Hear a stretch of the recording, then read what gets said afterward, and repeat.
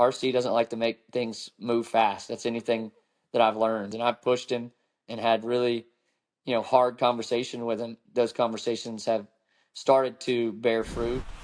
It was a swan song and Ace is Wild Saturday night in Richmond. Austin Dillon getting the big win, and he's here on the day after. All right, it's Who's Your Daddy, Austin Dillon here on the day after. I love that, by the way. That did that just like you just came out?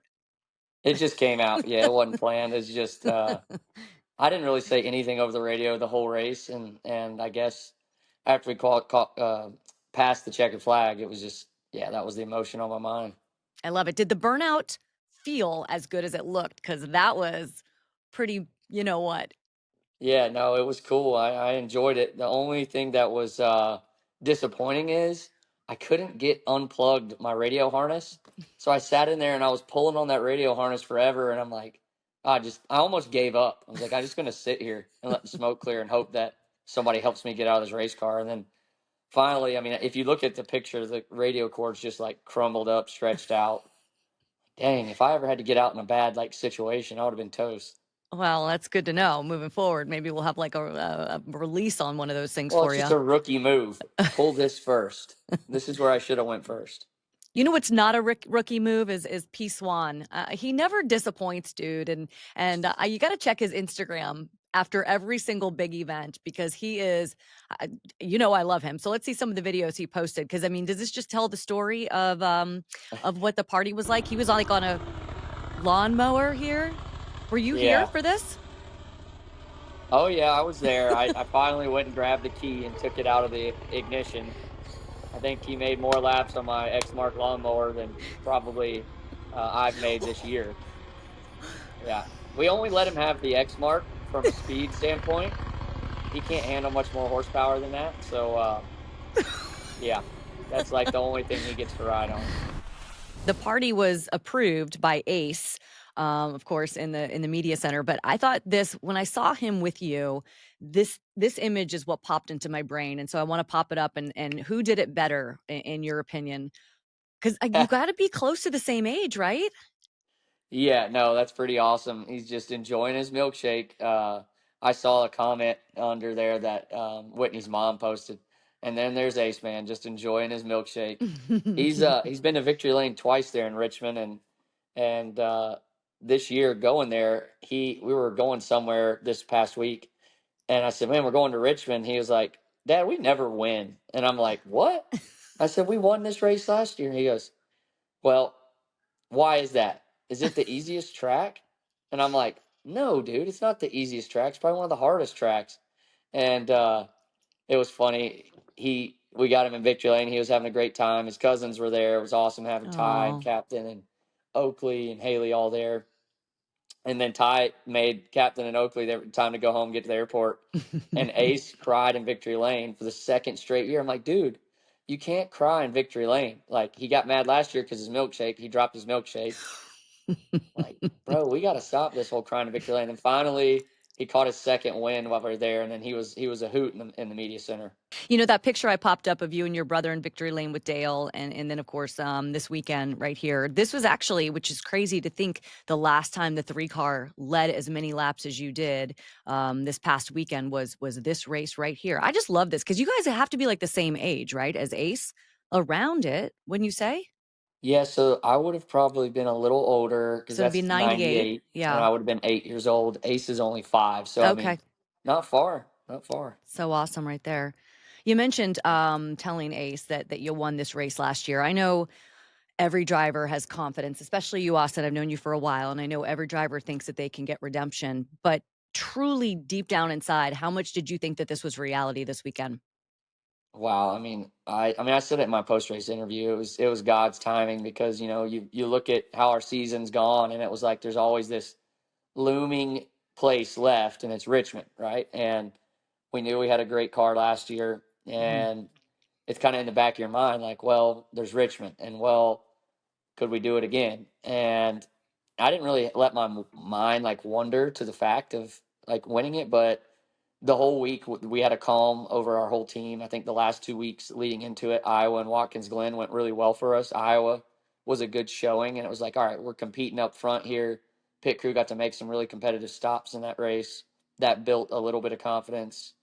Then we went to Watkins Glen and got our strong run that set up us being a later draw in qualifying, because at Richmond, the track just gets faster and faster. So we were kind of building on this for 2 weeks. And Watkins Glen's not my best track. Mm-hmm. And to get a run like we had, it was huge to go into Richmond to be able to qualify like right in the middle.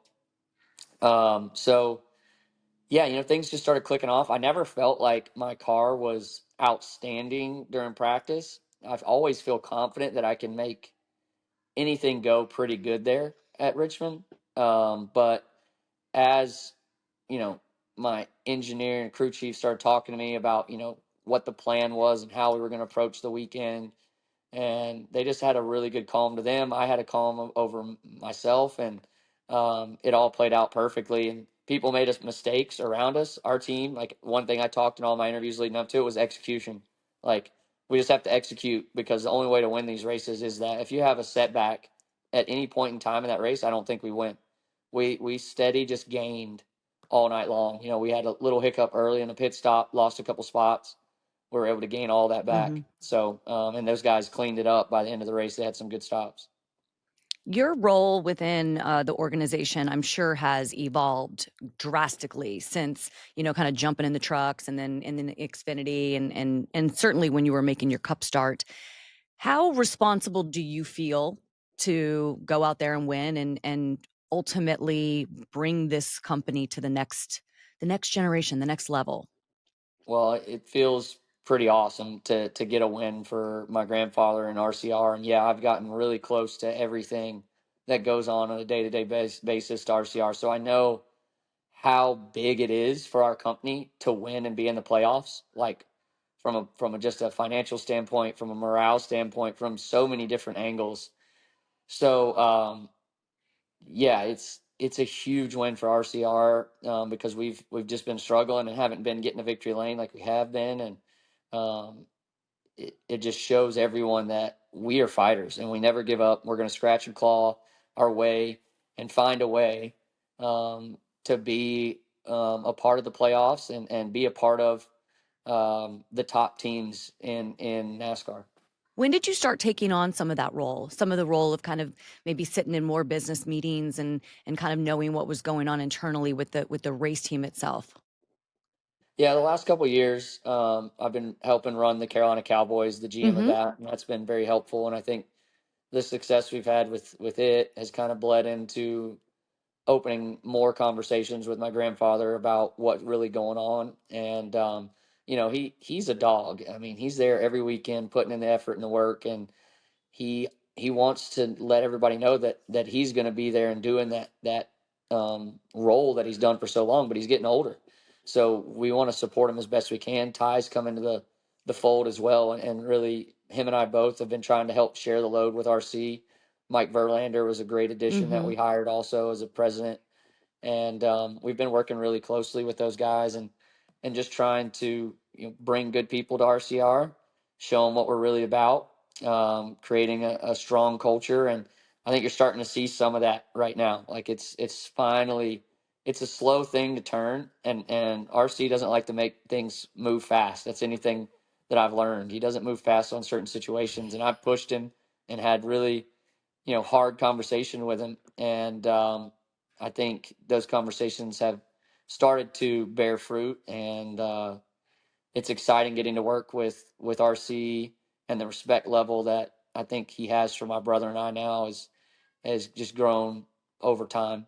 I'm asking these business questions because I do think it's fascinating that you kind of pulled the curtain back a little bit. We haven't heard you kind of talk about the business side of RCR and how involved you are in that. And I found it very fascinating to hear you talk in the media center. So just one more question on that, like with Denny Yeah. doing what he's doing and with Brad Keselowski doing what he's doing, Tony did it.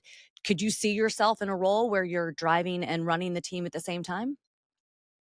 Well, I don't know about the both. I think that what I'd love to see from a family aspect is that to us to keep growing, and with myself and Ty and RC, that relationship. And then one day, it's a lot. What Mm-hmm. we do is just a lot from a family aspect. It's hard on a lot of people.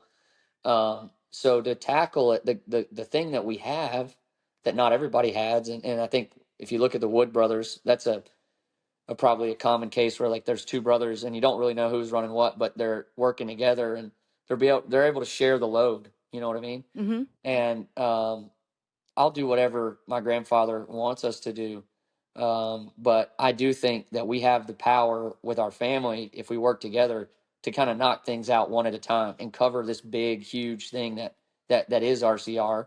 And you know, I definitely, in the meantime, while I'm racing, we have conversations about how to drive the future forward constantly. I'm in um, our department head meeting each week. I know the ins and outs. People come to me and tell me their problems, and you hear those, so you gain perspective on them, and you start to try and understand, okay, what really is a problem, what is something that we need to act on. But it's nice having people you trust, like Mike Verlander, in the office. And my dad, he did a great job when he was competition director at RCR, Mm-hmm. putting four cars in the playoffs back in the day. So I can run things off of my dad, and he's doing the business solution side of things, like our military stuff, military work. So we all kind of can tackle what RCR is as a group, and I think us working together shows RC like, okay, they're capable of doing this, and he could let us do more. And that's what I think excites him, is seeing us all work together. So, and that's probably the closest we've been over the last while is this year. Ty's attitude toward his racing career. He's doing a great job, and in that 10 car, and I'm pushing to help him too, to try and get some more support at Colleague. And it's cool because Colleague's a really good partner of ours, so he has an inside look of like one of our assets, which is Colleague, and can kind of say, okay, we're delivering here or we're not. We're on the short side, and we can all work together to try and build the welcome race shops up as a group. So it's been fun, and I think we just take it one day at a time and see. It is. I have to compartmentalize everything because Yeah. I've got Cowboys, driving a race car, RCR, and my family. Mm-hmm. And family comes first. And I still love to hunt and fish. That's why I'm a big Bass Pro guy. So I go to West Virginia when I have a day to kind of clear my head, and that's where I hunt and fish, and then think about things and work with my grandfather. It's a lot of fun, and learned a lot, and still going to. But when those opportunities arise, I definitely feel like I'm up for the challenges that come with it, with the right support system. So when you kind of went into Richmond, I'm sure that looking at the next 12 races, 11 races, you had one thing in mind. Like, how much do you show up today and go, all right, guys, we've got a whole new way that we have to look at these next 11 races? Yeah, the focus definitely shifts. Mm-hmm. Now, it's more of like that first round for us is a really good round. Like, I could circle those three tracks and finish in the top 10 of all three of those. So I feel really great um, about the first round of the playoffs. I know my team does. So starting off with Darlington, Boswell has a good baseline there. Mm-hmm. They won the race last year with Briscoe. Gateway was probably our second best race last year. We ran seventh and ran in the top five the whole day. And then Bristol, we ran top 10 earlier this year. So, we just got to get through them, knock them one at a time, and show that same poise and calm and like execution that we showed at Richmond. And we can progress to the next round. And I'm not even going to look to the next round. I'm just going to look at those three and go to work on them in the simulator and try and do the same type of things that we did to prepare for Richmond. Don't slow down, at least for the next 11 weeks, Austin, because we want to see you try to get that Cup Series championship. And I know that's one that you want to check off for you, obviously, but also for the team. So congratulations, my friend. Wish your beautiful wife a happy birthday for me, please. I And of will. course, Paul as well. I will. I'll tell him happy birthday and thanks for doing all you do for our And my sport, man. You shirt, do a great job. my Yep. shirt too. Rocking that RCR This gear. is Good stuff. awesome. I feel like I came out there and did like something with maybe you. I don't know. And I was like, that is a shirt that I have to have right there. So I That's love it. right. It's like old school. All right. See ya. Enjoy Thanks, the Shannon. week, buddy. All right, time now for best day ever. And there's only one person that I can give this award to this week, and that would be 5-year-old Ace Dillon. Did you guys see him in the media center with his dad? Yes, NASCAR is all about family. And these moments are moments that I just find to be the best when drivers can really celebrate with their kids. And little Ace, let me tell you something, he's ready for the big time. Check this out. You know, I asked Justin last year. What do you call a rainbow button? I don't know. What is it? A fish button. Okay. We're telling jokes now, man. Went to 0 to 100 real quick. I think that Austin Dillon needs to figure out what the joke was that Ace wanted to tell and let us all know so that we can figure out what the punchline is and move on to Daytona, which is what we're going to do this weekend. It is going to be such an exciting race at Daytona. The season finale under the lights in Central Florida on one of the best racetracks in the world. Daytona International Speedway. It is going to be wild because there are certainly drivers who are going to be doing whatever they need to do and have to do to make the playoffs, because there's one more shot to get in, and we know that anything can happen in Daytona. We'll be here on Monday to talk to the big winner and, of course, set the stage. Don't forget, Trucks Media Day is this week as well, because the field is set for the Truck Series. So you'll hear all of the guys who are going for a championship in the Truck Series. They'll be talking on Media Day and getting ready to get things kicked off. But Daytona up next for the Cup Series. One more race till we have our, I guess, playoff field set and ready to go. So we'll see you next week.